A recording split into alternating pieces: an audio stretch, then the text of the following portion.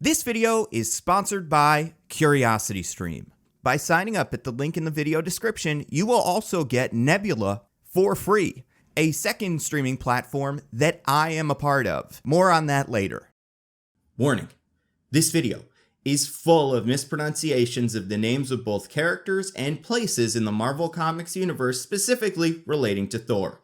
So, I guess I'll see you guys in the comments. Other than that, let's do this.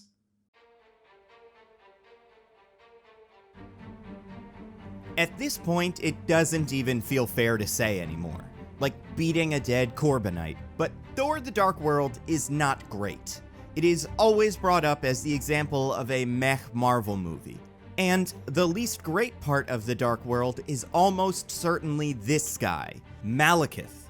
He is so least great that the only thing that he is consistently great at is being at the top of those worst comic book movie villain lists.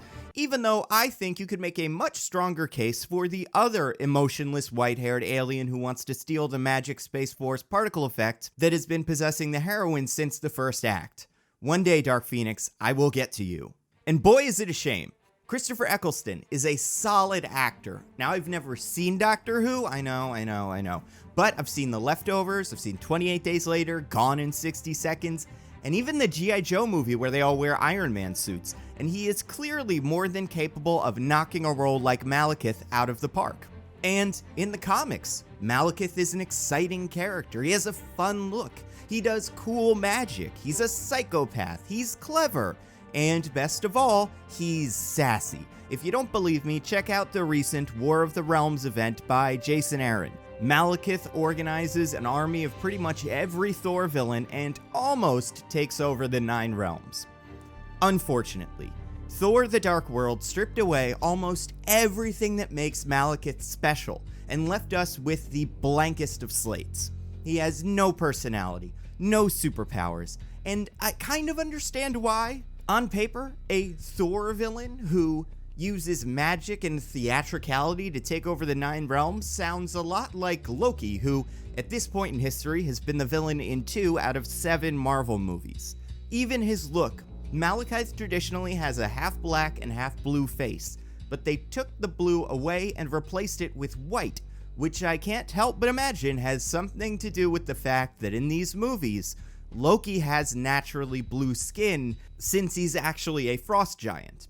So Malekith is boring, and whenever he is a part of the movie, it suffers, which is a shame, because there is a lot about Dark World that really works. Besides the score and the costume design, I think the highlight of Dark World is clearly Thor and Loki's relationship. When they're on screen together, the Dark World is awesome. The humor, the drama, their chemistry is terrific, and the movie needed more of it. So, if I could make one small change to Thor: The Dark World, it would be this. Malekith should be way more like the version of the character from the comics. And I know that sounds like a no-brainer, but I'm going to explain why I think a more comic-accurate Malekith would make The Dark World a more successful movie and give you an idea of what this new version of Dark World would look like. And I realize that The Dark World is an incredibly forgettable movie. It is so forgettable that when they needed to reference it in Endgame, the writers added a scene where Thor ran through the plot real quick so that everyone was on board. And even though we all saw Endgame, I still don't expect everyone to remember the plot of this movie. So before I get moving, I'm going to give you a quick recap of everything that happens in Thor 2 up to the point where I really want to make changes. Okay.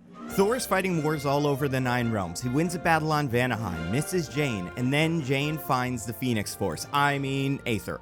Thor saves Jane and brings her to Asgard, then we learn about the Aether. It's a reality-bending space force that back in the day Malekith tried to use to cover the Nine Realms in darkness. And now that Jane has the Phoenix Force, Aether, Odin is worried that Malekith will return for it. This is especially a problem in my new version because I want to make one tiny change. Heimdall cannot track the Dark Elves. He has the power to see every soul in the galaxy with the exception of a few species, like Celestials and Titans and Dark Elves. Have it be because their souls are shrouded in darkness or something. Thor: The Dark World kind of does this, but I'm going to exploit that rule in the future, so it needs to be stated clearly early on. The Asgardian scientists attempt to get the Aether out of Jane and fail, then Malekith attacks, destroys Asgard, kills Frigga, everyone is sad, very serious funeral, lovely score, and then Thor and Odin argue over what to do with Malekith. Thor wants to track Malekith down and stop him before he can attack Asgard again. So Thor assembles a team of Fandral, Volstagg, and Sif. Hogun is absent from this movie. Apparently he's on Vanaheim. I don't know if it's like an actor schedule thing, but he's not really part of it. Thor is also bringing Jane. Heimdall is going to cause a distraction.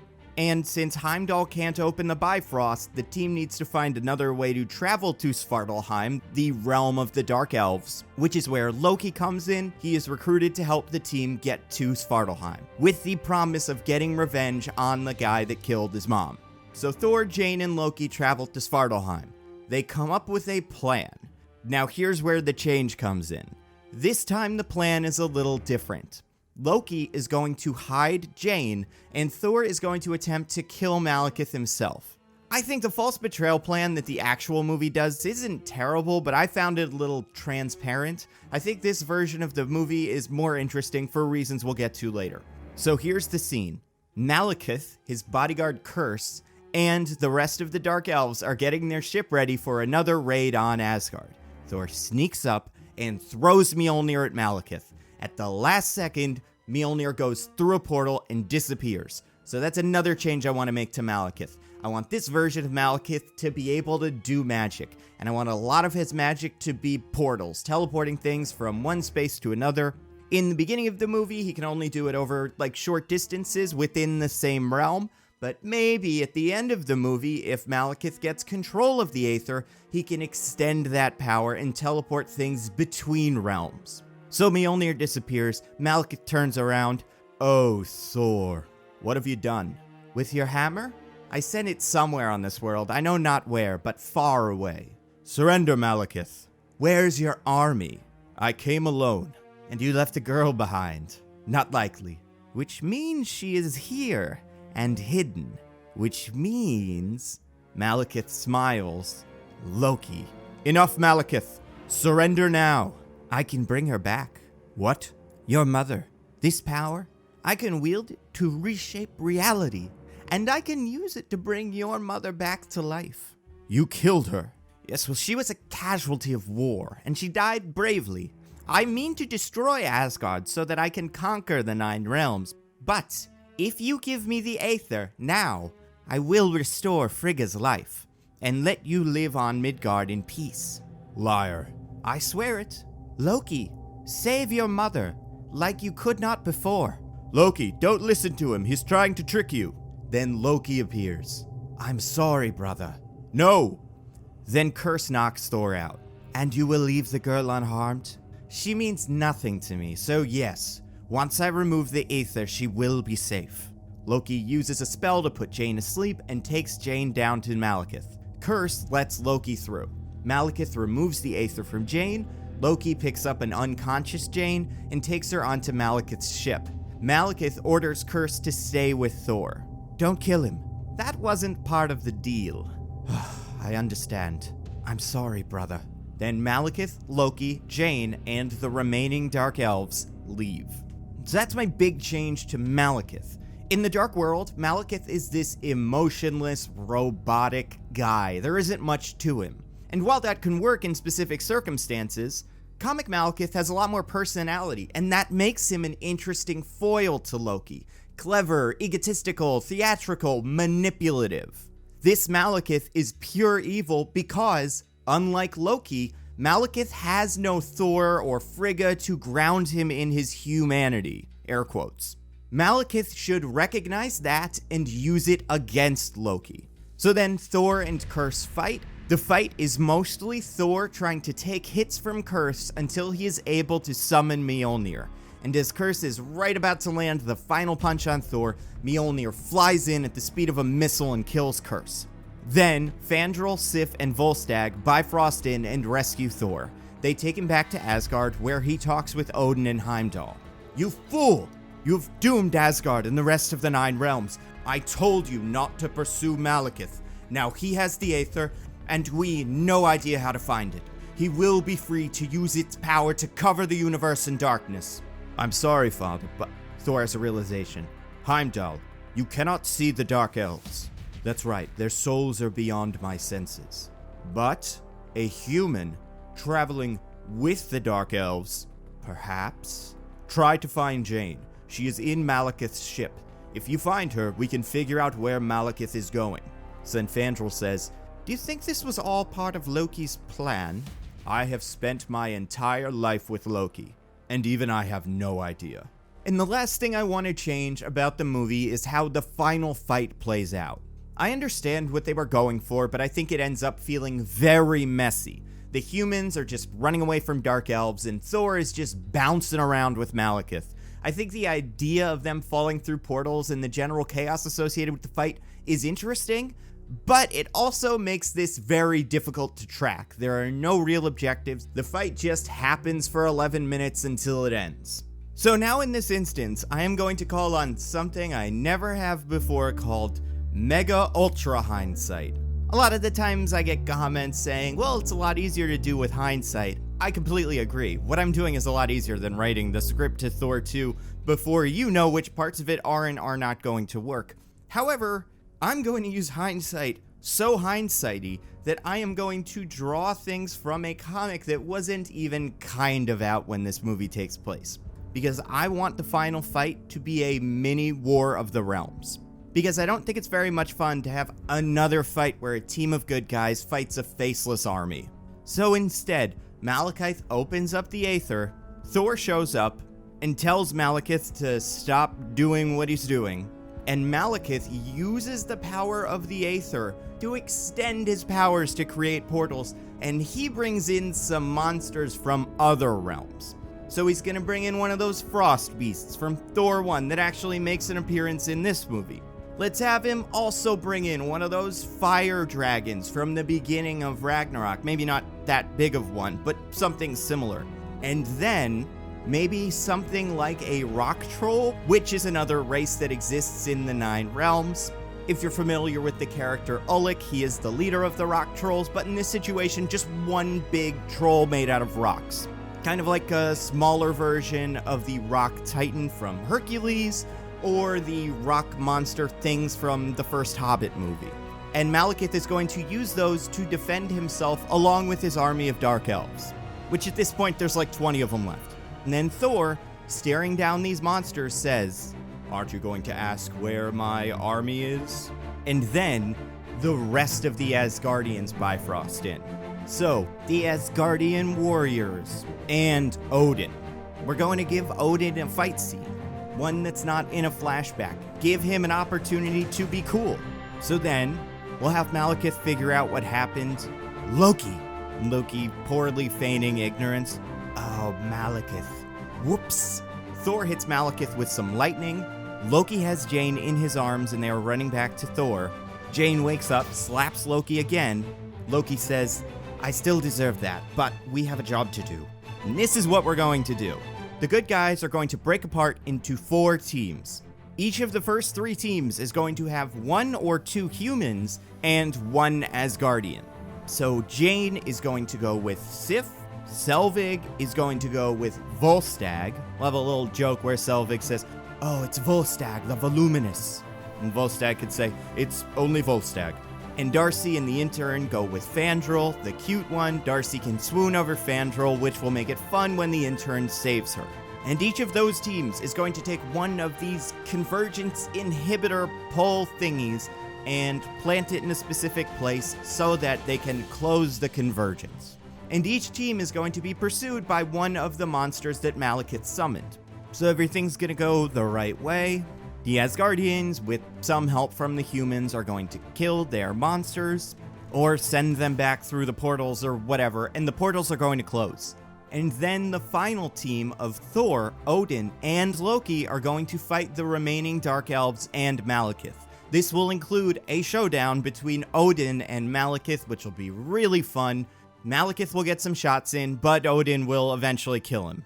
And then Thor and Loki will have to stop the Aether, which has grown out of control, and if not stopped, will destroy Midgard, Earth, our realm. And at that moment, Hogun is going to Bifrost in with that container that they used to hold the Aether at the end of the movie. While the fight was going on, Heimdall sent Hogun to Nidavellir so that Eitri could make that container. And this is just to facilitate Hogun being a part of this if his actor can't film every fight scene. So Thor and Loki try to contain the Aether from the outside, but it doesn't work. Someone is going to need to go inside to contain the Aether, which will probably kill them. Thor tells Loki, "I'm going to go inside and stop it." Loki says, "But you'll be killed." "Yes, but it must be done." And then Loki says, "I'm sorry, brother," holds Thor's hands, and then handcuffs Thor the same way that Thor handcuffs Loki during the escape. "You know I like tricks." And then Loki is going to use Frost Giant powers to freeze Thor's feet to the ground. Thor will plead with Loki, but it won't work. And then Thor will say, "I'll tell father what you did." And right before Loki steps into the Aether, he will say, "I didn't do it for him." Then Loki is going to step into the Aether. He is going to use the containment device to contain the Aether, and he is going to disappear. And that's going to bring his arc full circle. Originally, he was going to do more or less what Malekith was going to do, but now Loki knows better. Frigga and Thor have taught him about selflessness and sacrifice, and if Loki sacrifices himself to stop the Aether, he is defeating Malekith, the figurative worst version of himself. Loki is redeemed. And if Loki disappears into the Aether, it isn't crazy that he comes back because nobody knows what the reality-bending Aether will do to him. Kind of the same way Red Skull is, air quotes, killed in the first Avenger, but then he shows up again in Infinity War. It's like, well, we didn't see what happened to him, so maybe he died or maybe he didn't, who knows.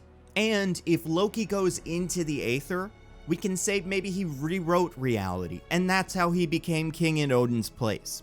And that can facilitate what is without a doubt the most important change of this movie.